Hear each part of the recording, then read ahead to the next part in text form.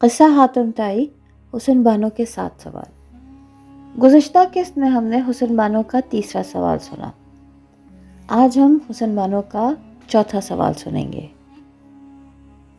قصہ مختصر یہ کہ صبح کو حاتم نے پوچھا، اے حسن بانو اب کون سا سوال ہے؟ اس نے کہا، ایک شخص کہتا ہے کہ سچ کو ہمیشہ راحت ہے۔ وہ کیا سچ بولا ہے اور کیا راحت پائی ہے، اس کی خبر لا۔ حاتم نے کہا، تم جانتی ہو کہ وہ کس طرف ہے؟ حسن بانو بولی، میں نے اپنی خاتمہ سے سنا ہے کہ شہر قرم میں ہے، مگر یہ نہیں جانتی کہ وہ شہر کس طرف کو ہے۔ حاتم نے کہا، خیر، اللہ یہ مشکل بھی آسان کرے گا۔ یہ کہہ کر حاتم روانہ ہوا اور کئی منزلوں کے بعد دامن کوہ میں پہنچا۔ وہاں کیا دیکھتا ہے کہ دریا خون سے بھرا ہوا ہے۔ حیران ہو کر ادھر چلا جدھر سے دریا آ رہا تھا۔ اتنے میں ایک بڑے سے درخت پر نظر پڑی۔ جب قریب پہنچا تو دیکھا کہ ہر ڈالی میں انسانوں کے سر لٹک رہے ہیں۔ اس کے نیچے ایک تالاب لبالب بھرا ہوا ہے اور اس کا پانی جنگل کی طرف چلا جاتا ہے۔ حاتم درخت کے قریب بیٹھ گیا۔ لٹکے ہوئے سر بے اختیار قہقہے لگانے لگے۔ حاتم حیران ہوا کہ کٹے ہوئے سر ہنستے ہیں اور ان سے خون کے قطرے ٹپک ٹپک کر اسی تالاب میں گرتے ہیں اور پانی خون آلود ہو کر دریا میں چلا جاتا ہے۔ اتنے میں اس کی نظر اس سر پر پڑی جو سب سے اوپر تھا۔ حاتم اسے دیکھتے ہی بے ہوش ہو گیا۔ جب ہوش آیا تو دل میں ٹھان لی کہ اس بھید کو دریافت کر کے رہوں گا۔ اتنے میں رات ہو گئی۔ حاتم ایک کونے میں چھپ رہا۔ تمام سر ٹہنیوں سے چھوٹ کر تالاب میں گر پڑے۔ تالاب میں ایک بیٹھنے کی جگہ بھی بن گئی۔ اس پر فرش بچھایا گیا اور ایک تخت زری رکھا گیا۔ پھر پریاں نکلی اور ایک پری تخت پر بیٹھی۔ یہ وہی تھی جس کا سر سب سے اونچا لٹک رہا تھا۔ باقی پریاں فرش پر بیٹھ گئیں۔ پھر ناچ شروع ہوا۔ جب آدھی رات ہو گئی تو دسترخوان بچھایا گیا۔ تخت والی پری نے ایک خوان حاتم کے پاس بھجوا دیا۔ جو پری خوان لائی اس سے حاتم نے سردار پری کا نام پوچھا۔ وہ بولی کہ پہلے کھانا کھاؤ، جب کھا چکا تو بولی کل بتاؤں گی۔ جب صبح ہوئی تو سب تالاب میں کود پڑے اور پانی پر سرنمودار ہوئے اور خود ہی اچھل اچھل کر ڈالیوں میں لٹک گئے۔ پھر سب ہنس پڑے۔ حاتم سوچنے لگا کہ شاید یہ جادو کا کرشمہ ہے۔ آخر شام ہو گئی۔ رات کو سر پھر تالاب میں گرے۔ پھر مجلس آراستہ ہوئی۔ آدھی رات کو دسترخوان بچھا۔ حاتم کے پاس پھر ایک خوان بھجوایا گیا۔ اس نے پھر سوال کیا۔ ملکہ نے کہلوایا، پہلے کچھ کھا لو، بعد میں میرے پاس آ جانا۔ حاتم نے کھانا کھایا اور اس پری کے ساتھ ہو لیا جو خوان لائی تھی۔ پری نے غوطہ مارا اور اسی جگہ جا کر کھڑی ہو گئی۔ حاتم نے بھی آنکھیں بند کر کے غوطہ مارا۔ جب پاؤں زمین پر لگے تو آنکھیں کھول کر دیکھا کہ نہ وہ تالاب ہے، نہ درخت، نہ پریاں، ایک لقدق جنگل میں کھڑا ہے۔ بڑا پریشان ہوا۔ اسی حالت میں 7 دن گزر گئے۔ تب حضرت خضر علیہ السلام حاتم کی مدد کو آئے۔ وہ سبز لباس پہنے، ہاتھ میں عصا لیے حاتم کی داہنی جانب سے نمودار ہوئے۔ شفقت سے حاتم کے منہ پر ہاتھ پھیرا۔ حاتم کو فوراً سکون حاصل ہوا۔ پوچھنے لگا، پیر و مرشد، یہ کون سی جگہ ہے؟ انہوں نے کہا، اس کو صحرائے خبر پرس کہتے ہیں۔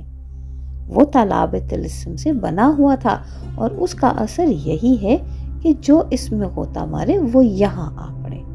وہ جگہ یہاں سے 200-300 کوس دور ہے۔ حاتم نے کہا، اب میں وہاں کیسے پہنچوں گا؟ انہوں نے کہا، میرا عصا پکڑ لے اور آنکھیں بند کر لے۔ حاتم نے یہی کیا۔ اب جو آنکھیں کھولتا ہے تو کیا دیکھتا ہے کہ وہی جنگل ہے، وہی درخت اور وہی سر ڈالیوں پر لٹکے ہیں۔ حاتم بے اختیار ہو کر اس درخت پر چڑھنے لگا۔ درخت ہلنے لگا اور بیچ سے پھٹ گیا۔ حاتم کمر تک اس میں سما گیا۔ اس وقت حضرت خضر علیہ السلام پھر پہنچے اور اپنا عصا درخت پر مارا۔ درخت موم ہو گیا اور حاتم اس میں سے نکل پڑا۔ بڑی دیر بعد ہوش آیا۔ حضرت خضر علیہ السلام نے کہا، اے حاتم، تو کیوں اس مصیبت میں پڑا ہے؟ حاتم کہنے لگا، اس راز کو دریافت کرنا چاہتا ہوں۔ حضرت نے کہا، یہ سردار شام احمر جادوگر کی بیٹی ہے۔ ایک دن شام احمر اپنی بیٹی سے بہت ناراض ہو گیا، لہٰذا اس کو طلسم کے دریا میں ڈال دیا۔ وہ سر جو سب سے اوپر ہے اسی لڑکی کا ہے، اس کا نام ملکہ زری پوش ہے۔ جب تک شام احمر زندہ ہے یہ اسی حالت میں رہی۔ حاتم نے کہا، میں ان سے بات کرنا چاہتا ہوں۔ حضرت خضر نے اس درخت پر اپنا عصا مارا اور کہا، اب اس پہ چڑھ جاؤ۔ یہ کہہ کر خود غائب ہو گئے۔ حاتم درخت پر چڑھ گیا۔ جب اس کا سر بھی دوسرے سروں کے برابر پہنچا تب اس کا سر بھی لٹکنے لگا اور تن تالاب میں گر کر ڈوب گیا۔ جب رات ہوئی تو سب سر تالاب میں گر پڑے اور جسم میں جڑ کر جمع ہو گئے۔ پھر ملکہ تخت پر بیٹھی، حاتم کھڑا ہو گیا مگر بے ہوش تھا۔ ملکہ نے حاتم کو اپنے پاس بٹھایا، کھانا کھلایا۔ حاتم بے خبر رہا۔ جب صبح ہوئی تو سب سر درخت پر جا لٹکے اور دھڑ تالاب میں غرق ہو گئے۔ اسی طرح کئی دن گزر گئے۔ حضرت خضر پھر مدد کو آئے۔ حاتم کے سر کو اتارا، دھڑ کو تالاب سے نکالا، اس میں اعظم پڑھا۔ حاتم کے تن میں جان آ گئی، جادو ختم ہو گیا۔ حاتم حضرت خضر کے پاؤں پر گر پڑا۔ حضرت خضر نے کہا، میں تجھے اس میں اعظم سکھائے دیتا ہوں، تو ناپاکی سے بچ، روز نہایا کر، جھوٹ نہ بول، تمام دن روزے سے رہ۔ حاتم نے وعدہ کر لیا تو انہوں نے اس میں اعظم سکھلا دیا۔ اب میرا عصا پکڑ لے اور آنکھیں بند کر لے۔ حاتم نے یہی کیا۔ اب جو آنکھیں کھول کر دیکھا تو کچھ نظر نہ آیا، صرف ایک بڑا سا پہاڑ دکھائی دیا۔ حاتم اس پہ چڑھنے لگا مگر پتھروں نے اس کے پاؤں پکڑ لیے۔ جلدی سے اس نے اس میں اعظم پڑھنے لگا، پاؤں پتھر سے چھوٹ گئے۔ حاتم سمجھ گیا کہ کوہ احمر یہی ہے، پھر تو اس میں اعظم پڑھتا ہوا اوپر چڑھ گیا۔ اتنے میں ایک میدان میں پرفضا نظر آیا۔ وہ آگے بڑھا تو ایک چشمہ پانی کا دکھلائی دیا۔ حاتم نے غسل کیا، پاکیزہ لباس پہنا اور اس میں اعظم پڑھنے لگا۔ اس کے اثر سے جادو کے تمام جانور بھاگ گئے۔ شام احمر کو اس کی خبر پہنچی۔ اس نے نجوم کی کتاب دیکھی تو معلوم ہوا کہ ایک دن حاتم تائی اس پہاڑ پر آئے گا اور تمام جادو بے اثر کر دے گا، لہٰذا ایک منتر پڑھنے لگا کہ حاتم اس میں اعظم بھول جائے۔ چنانچہ ایک غول پریوں کا نمودار ہوا، ان میں ایک پری ملکہ زری پوش کی صورت تھی۔ شام احمر نے اس سے کہا کہ تم حاتم کو بے ہوشی کی دوا پلا دو۔ وہ پریوں سمیت اس چشمے پر جا پہنچی اور بولی، اے حاتم، آج میرے باپ نے مجھے اس باغ کی سیر کو بلوایا ہے اور تجھے یہاں دیکھ کر بڑی خوشی ہوئی۔ یہ کہہ کر اٹھی اور ایک پیالہ بھر کر حاتم کو دیا۔ حاتم نے جو ہی پیالہ منہ سے لگایا وہ ایک سیاہ پوش پری کی شکل میں تبدیل ہو گئی اور حاتم کو باندھ کر شام احمر کے پاس لے گئی۔ شام احمر نے حاتم کو آتشی کنویں میں ڈلوا کر ایک لوہے کی سلک کنویں کے منہ پر ڈھانپ دی۔ حاتم سوچو بچار میں گم چلا جاتا تھا مگر ریچھ کی بیٹی کا وہ مہرا اس کے منہ میں تھا، اس کی وجہ سے کنویں کی تپش کا اس پر اثر نہ ہوا۔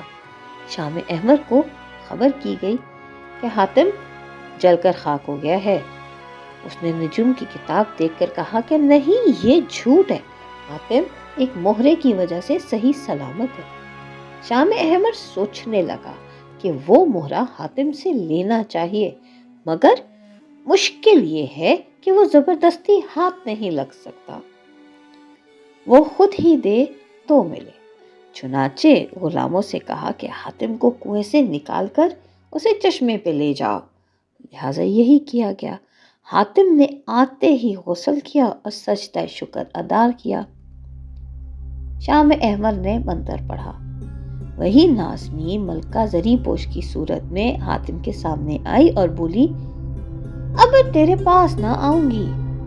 اس روز تیرے قریب بیٹھی تھی तो मेरे बाप ने स्याह देव भेजकर तुझे पकड़वा लिया था। हातिम ने उसको अपने पास बिठा लिया। तब वो बोली, ए हातिम, अगर तू मुझे सचमुच चाहता है तो रीछ की बेटी का मोहरा मुझे दे दे।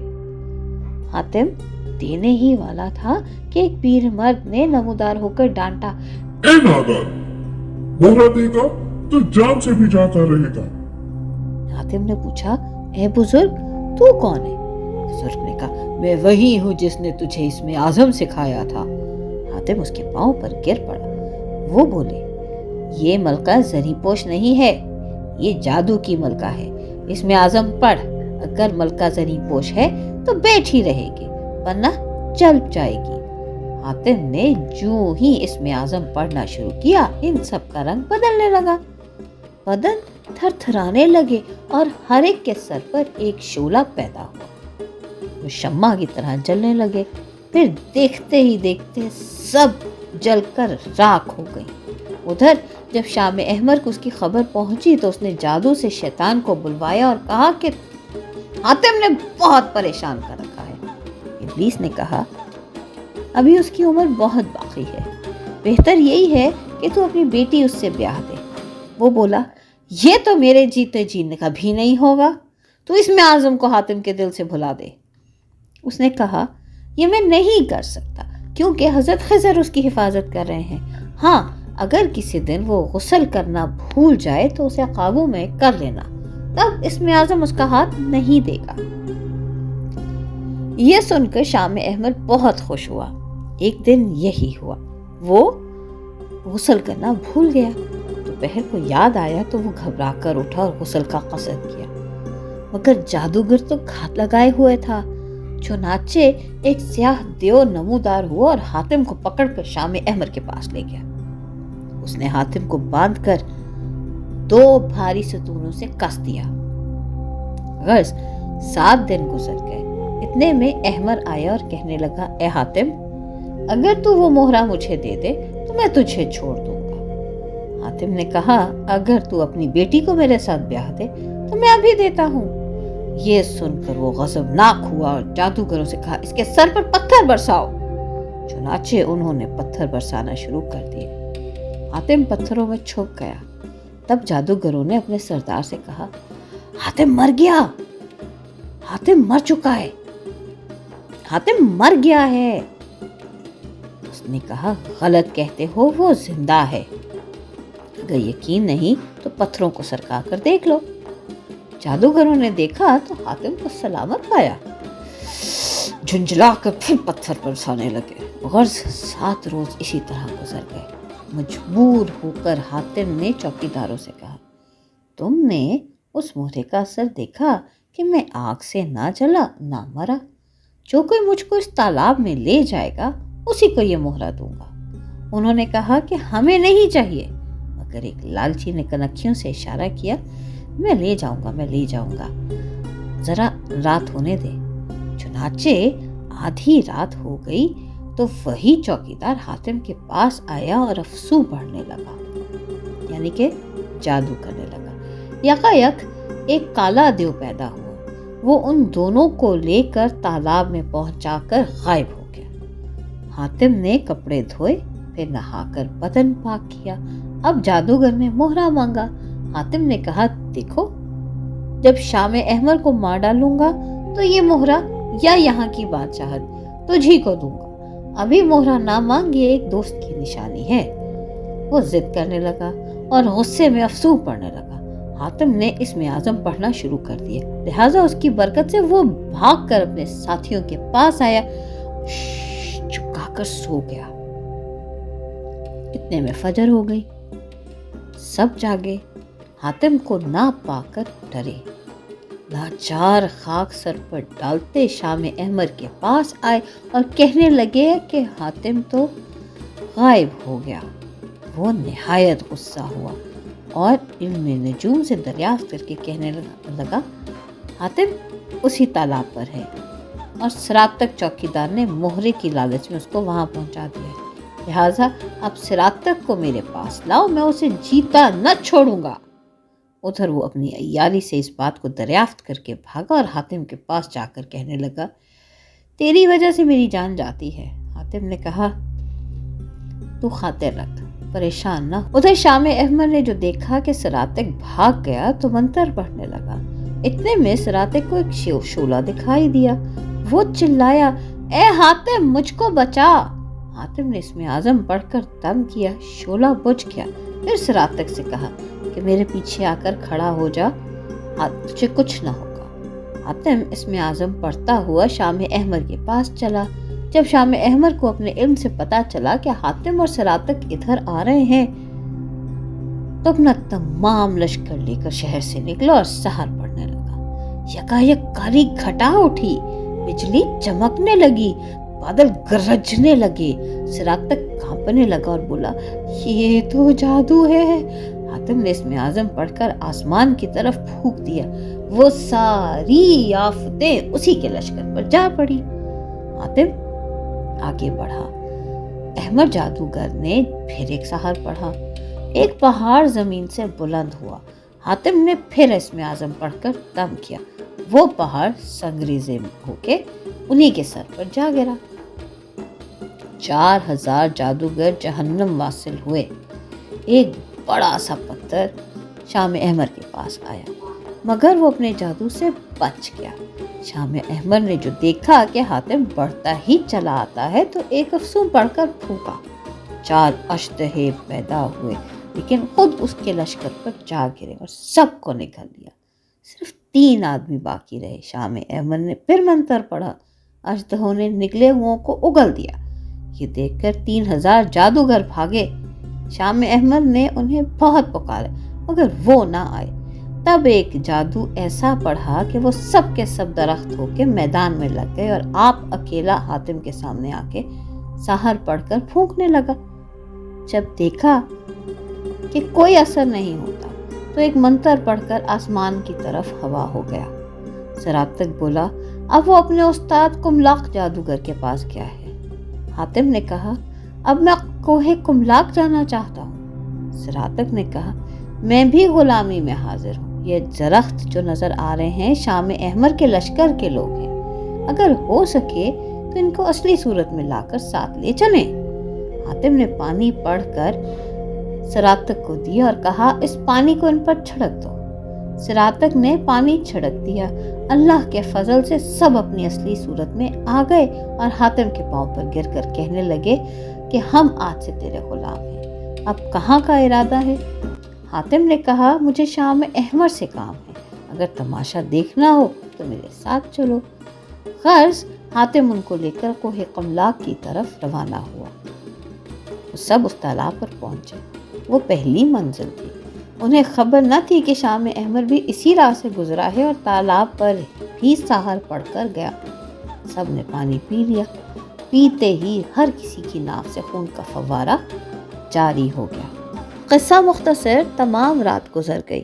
حاتم پیاسا رہا، ایک قطرہ بھی نہ پیا۔ صبح تک وہ سب مشق کی طرح پھول گئے۔ اتنے میں حاتم کو خیال آیا کہ شاید اسم اعظم کی برکت سے یہ لوگ اچھے ہو جائیں۔ چنانچہ اسم اعظم پڑھ کر ان پر پھونکا، سوجن اتر گئی۔ دوسری بار پڑھ کر پھونکا تو ان کی نافوں سے نیلا پانی جاری ہو گیا۔ غرض تیسری بار اپنی اصلی حالت میں آ گئے اور حاتم کو دعائیں دینے لگے۔ حاتم نے تالاب پر بھی اسم اعظم پڑھ کر پھونک دیا۔ پہلے وہ جوش میں آیا، پھر سرخ ہو کر سبز ہوتے ہی نیلا ہو گیا، پھر یکایک صاف ہوا اور اپنی اصلی رنگت پر آ رہا۔ حاتم سمجھ گیا کہ اب جادو کا اثر جا چکا۔ تھوڑا پانی پیا اور سب سے کہا پیو اور نہاؤ۔ ادھر شام احمد جو بھاگا تو کملاق کی ڈیوری پر آ کر دم لیا۔ کملاق نے حال پوچھا۔ اس نے کہا کہ حاتم نے مجھے اس حال کو پہنچایا ہے۔ کملاق نے ایک منتر پڑھ کر اپنے پہاڑ کی طرف پھونکا۔ فوراً ایک آگ نمودار ہوئی اور اس پہاڑ کو گھیر لیا۔ حاتم بھی 2-4 روز میں وہاں جا پہنچا۔ آگ دیکھ کر اس نے اسم اعظم کو پڑھ کر پہاڑ کی طرف پھونک دیا۔ آگ بجھ گئی۔ کملاق کو جو یہ معلوم ہوا تو اس نے جادو ایسا کیا کہ پہاڑ کے گرد ایک دریا پیدا ہو گیا اور موجیں مارتا حاتم کی طرف بڑھا۔ حاتم نے پھر اسم اعظم پڑھ کر پھونکا، دریا ہوا ہو گیا۔ قملاق نے ایک منتر اور پڑھا، پڑھتے ہی بڑے بڑے پتھر برسنے لگے، پہاڑ کے گرد ایک اور پہاڑ ہو گیا۔ حاتم بیٹھ گیا اور اسم اعظم پڑھنے لگا۔ اس کی برکت سے ایک ایسی ہوا چلی کہ ان پتھروں کو اڑا کر لے گئی۔ حاتم آگے بڑھا اور قملاق نے ایسا افسون پڑھا کہ وہ پہاڑ نظروں سے اوچھل ہو گیا۔ حاتم بیٹھ گیا اور اسم اعظم پڑھ پڑھ کر پھونکنے لگا۔ اللہ کے فضل سے 2-3 دن کے بعد وہ پہاڑ پھر نظر آ گیا۔ حاتم ساتھیوں سمیت پہاڑ پر چڑھ گیا۔ جادوگروں نے شور مچایا۔ تب قملاق شام احمر سمیت آسمان پر چڑھ گیا جو 3000 گز بلند تھا اور اپنے لشکر کو اس کے دروازے پر چھوڑا۔ حاتم شہر میں داخل ہوا۔ کیا دیکھا ہے کہ ایک شہر سجا ہوا ہے، قسم قسم کے میوے اور مٹھائیاں قلینے سے رکھی ہوئی ہیں، لیکن آدمی کا کہیں نام و نشان نہیں۔ حاتم کے ساتھی بے اختیار کھانے لگے۔ کھاتے ہی سب کے بدن سوج گئے اور ناک سے خون بہنے لگا۔ حاتم سمجھ گیا کہ ان چیزوں پر بھی جادو کا اثر ہے، لہٰذا پانی منگوایا اور اس پر اسم اعظم پڑھ کر ہر ایک کو پلا دیا۔ جادو کا عمل بے اثر ہوا۔ پھر سب نے دل کھول کر کھایا۔ اب حاتم جادو کے آسمان کی طرف متوجہ ہوا جو زمین پر ہوا میں گیند کی طرح نظر آ رہا تھا، اور اسم اعظم پڑھ کر پھونکنے لگا۔ آخر وہ گیند ٹکڑے ٹکڑے ہو کر گر پڑی اور بہت سے جادوگر جہنم واصل ہوئے، مگر قملاق اور شام احمر بچ کر بھاگے۔ حاتم ان کے پیچھے چلا۔ آخر وہ دونوں بھی گھبرا کر پہاڑ سے گرے اور پاش پاش ہو گئے۔ حاتم سجدہ شکر بجا لایا، پھر سراتق کو اس ملک کا بادشاہ بنا کر ملکہ زرین پوش کی طرف روانہ ہوا۔ اب جو وہاں پہنچا تو کیا دیکھتا ہے کہ نہ تالاب ہے نہ پانی، مگر وہ درخت کھڑا ہے اور تالاب کی جگہ ایک شیش محل جگمگا رہا ہے۔ حاتم شیش محل میں داخل ہوا اور ملکہ زرین پوش کو تمام واقعات بتائے۔ وہ باپ کے مرنے کی خبر سن کر رونے لگی۔ سہیلیوں نے تسلی دی، پھر حاتم اور ملکہ زرین پوش کی شادی ہو گئی، مگر پھر بھی حاتم کو منیر شامی سے کیا ہوا اپنا وعدہ بھولا نہیں۔ اسے اپنا وعدہ یاد آیا، لہٰذا اس نے شہزادی کو اپنے والد کے پاس یمن بھجوا دیا اور خود شہر خرم کی طرف چل پڑا۔ چند روز بعد ایک شہر میں داخل ہوا۔ وہاں لوگوں سے پوچھا، اے صاحبو، وہ کون شخص ہے جو کہا کرتا ہے کہ سچ کہنے والے کے لیے ہمیشہ راحت ہوتی ہے؟ انہوں نے کہا، ایک بوڑھے نے یہی بات اپنے دروازے پر لکھ کر لگا دی ہے۔ حاتم نے اس کا پوچھا۔ وہ بولے، یہاں سے 9 کوس پر شہر خرم ہے، وہ وہیں رہتا ہے۔ حاتم اسی طرف روانہ ہوا۔ 3 پہر کے بعد جا پہنچا تو کیا دیکھتا ہے کہ ایک عالی شان عمارت کھڑی ہے اور اس کے دروازے پر جلے حروف میں یہی جملہ لکھا ہوا ہے۔ حاتم نے دروازے پر دستک دی۔ مالک مکان نے حاتم کو اندر بلوایا۔ حاتم نے دیکھا کہ ایک جوان خوش رو مسند سے تکیہ لگائے بیٹھا ہے۔ حاتم نے سلام بجا لایا۔ وہ اٹھ کر بغل گیر ہوا۔ کھانے کے بعد صاحب خانہ نے پوچھا، کس کام سے واسطے آئے ہو؟ حاتم نے اپنا نام بتایا اور آنے کا سبب بتایا۔ پھر پوچھا کہ آپ نے در دولت پر یہ جملہ کس لیے لگایا؟ اس نے کہا کہ آج آرام کر، کل بتاؤں گا۔ غرض حاتم رات وہاں رہا۔ صبح کہنے لگا کہ ارشاد کیجیے۔ اس نے کہا، اے نوجوان، اس شہر خرم کو آباد ہوئے 700 برس ہو چکے ہیں اور میری عمر 800 برس ہے۔ جس صورت سے مجھے تو اب دیکھتا ہے اسی شکل میں اس وقت بھی تھا، جواریوں میں مشہور تھا۔ ایک روز نہایت تنگ دست ہوا، رات ہوئی تو چوری کو نکلا۔ آدھی رات کو کمند ڈال کر بادشاہ کی خوابگاہ میں پہنچ گیا۔ سب سو رہے تھے۔ میں آگے بڑھا اور بادشاہ کے گلے سے گوہر شب چراغ اتار کر کمند کے ذریعے سے باہر آیا۔ جب جنگل گیا تو کیا دیکھتا ہوں کہ ایک درخت کے نیچے بہت سے چور بیٹھے ہیں اور چوری کے مال کے حصے کر رہے۔ انہوں نے مجھے دیکھ کر پوچھا کہ تو کون ہے؟ میں نے سچ سچ ان سے کہہ دیا اور گوہر شب چراغ دکھا دیا۔ چوروں کو لالچ سوار ہوا اور چاہتے تھے کہ اسے میرے ہاتھ سے چھین لیں کہ اتنے میں ایک شخص غیب سے پیدا ہوا اور ایسی ہیبت ناک آواز سے للکارا کہ چور بھاگ گئے۔ پھر وہ میرے پاس آیا اور کہنے لگا تو کون ہے؟ میں نے اس سے بھی سچ سچ کہہ دیا۔ وہ ہنسا اور کہنے لگا تو نے سچ کہا، اس لیے یہ سب مال اس گوہر شب چراغ سمیت میں نے تجھ کو بخشا، لیکن تو چوری سے توبہ کر۔ میں نے یہ بات مان لی اور جوا کھیلنے سے بھی توبہ کی۔ پھر اس نے کہا اگر جوا نہ کھیلے گا اور چوری نہ کرے تو تیری عمر 900 برس کی ہوگی۔ یہ کہہ کر وہ چلا گیا۔ میں اس مال متاع کے پچھتارے کو باندھ کر اپنے گھر لے آیا اور عالی شان عمارت بنوائی۔ محلے والے دشمن ہوئے، کوتوال سے شکایت کی کہ کل تک یہ کوڑی کوڑی کو محتاج تھا، آج اس قدر زر و نقد کہاں سے ہاتھ لگا جو اتنا بڑا محل بنایا۔ کوتوال نے مجھے بلوایا۔ میں نے اس کے سامنے بھی سچ بولا۔ وہ مجھے بادشاہ کے پاس لے گیا۔ میں نے اس کے روبرو بھی جو بات سچ تھی کہہ دی، جان کی کچھ پرواہ نہ کی۔ یہ سن کر بادشاہ بہت خوش ہوا، کہنے لگا کہ اس کے سچے پن پر میں نے یہ مال اس کو دیا اور اس کا گناہ بھی بخشا۔ بادشاہ نے اپنے خزانے سے بھی اتنا مال دیا کہ میں مالا مال ہو گیا۔ اگرچہ میں نے بہت خرچ کیا، پھر بھی میرے پاس بہت کچھ ہے۔ اسی دن میں نے اپنے دروازے پر لکھ کر لگا دیا کہ سچ کہنے والے کے لیے ہمیشہ راحت ہے۔ حاتم کئی دن اس کا مہمان رہا، پھر رخصت ہوا اور شاہ آباد کا راستہ لیا۔ وہاں حسن بانو سے ملا اور تمام واقعات سنائے۔